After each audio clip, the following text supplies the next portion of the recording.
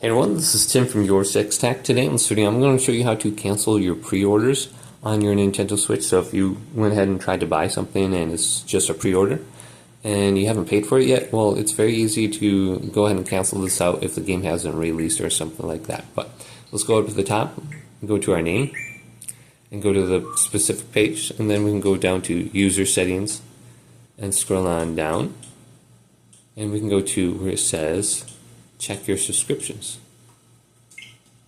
Then under this page it's going to load like a little orange screen, and it's going to go back and forth, and then we can go to your pre-orders right here. You can cancel pre-orders anytime before payment has been collected. See the about pre-orders page for more information.